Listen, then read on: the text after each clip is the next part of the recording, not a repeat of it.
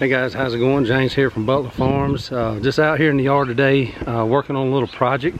Has nothing really to do with growing things or fruit or vegetables or livestock or anything like that.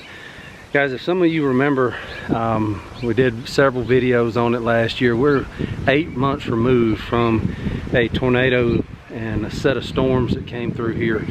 And to say that we are still picking up the pieces, we are. The big stuff's gone, but we just continually are moving trash and limbs and stuff out of the yard. It's amazing the amount of debris that was left after those storms came through.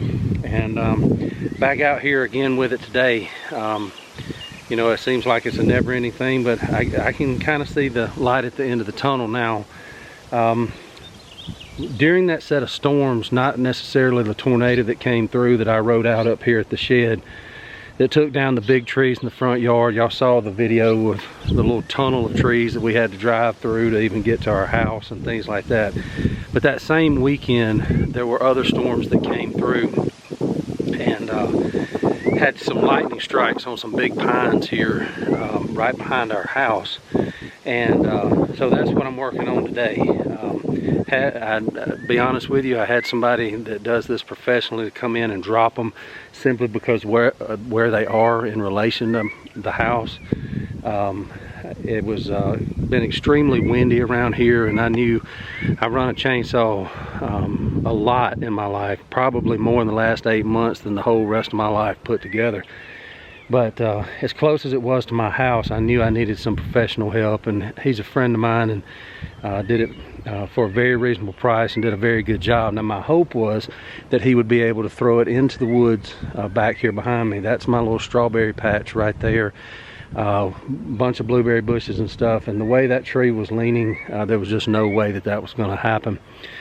So you know, this is what we're left with. The cleanup it's going to take a while. Fortunately, I have been able to get me a little piece of equipment, a little tractor that has a bucket on the front. Waited a long time to get it, and now I've finally gotten it.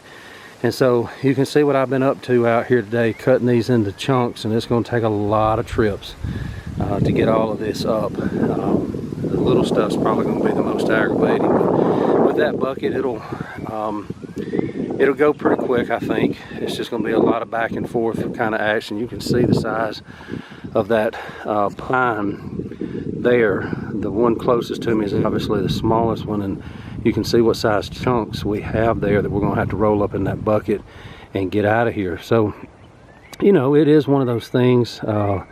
You know, would I prefer to be getting ready to plant? Yes.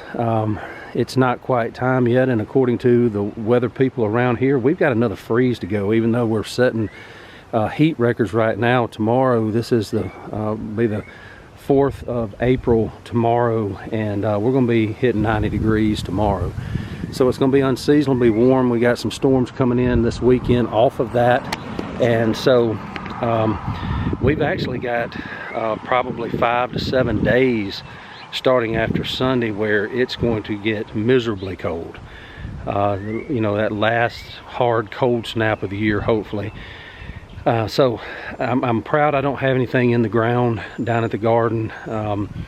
It's not going to hurt anything to wait another week or week and a half to get past this little cold snap that's coming and do it right and make sure that they have a chance to survive. But one thing before I go, I'm not going to make this a long one because as you can see, it's late in the day. I need to start moving some of this stuff down to the brush pile.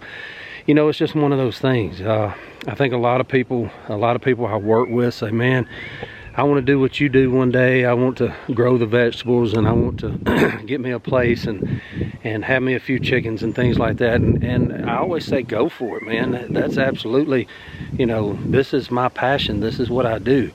But you know, not to burst anybody's bubble, but if you think that that's all there is to homesteading and farming, it's not. Sometimes you got to deal with reality that we've been dealing with for the last 8 months. I pray that none of you ever have to deal with that. But you know, it's been a long ordeal to get this all cleaned up. The lightning strikes that hit these during that same weekend, you know, it was just, we knew it was just a matter of time before it killed them. You could see the stripe down the side of the tree where they were hit, and as close as they were to our house, it was just too dangerous to just let them go on their own, like you would down in the woods or something like that. But take everything into consideration before you jump off into this lifestyle. It's a rewarding lifestyle. It is pleasurable. This is, you know, I find peace doing what I do. You know, I find contentment in it. There's obviously reward with what you raise and knowing that you raised it, knowing how you raised it. But there are also some pitfalls. So, you know, take that into consideration. You know, how much time do you have to devote to it? Can you do these kind of skills? Can you do these kind of things? Or are you going to have to hire everything out? You know, those kind of things. Nothing says you can't learn those skills and you know, be proficient in them, but it takes time and it takes effort, and it usually takes somebody who's going to show you how to do it and do it safely. So, you know, just one thing to think about. Not trying to discourage anybody, absolutely not. I encourage everybody to get into this lifestyle and to just do whatever you can. Absolutely. So I'm gonna leave it there. I got to crank this chainsaw back up. Got a couple more chunks I got to cut, and then I'm gonna get on that tractor and see what I can get out of here today. So don't forget to like, subscribe, and share, guys. Let's get this thing growing again. Hit that thumbs up button down at the bottom. That really helps. I don't understand it, can't explain it, but I know it does. It's not just the number of subscribers, it's not just the number of watches, but they tell me that the number of thumbs up and watching it all the way through and things like that, all of that goes in together so that this video gets out to more people, and I would surely appreciate it. So guys, I'll see you soon. I got a lot more videos to come, and until next time, this is James from Butler Farms. God bless, and we'll be seeing you.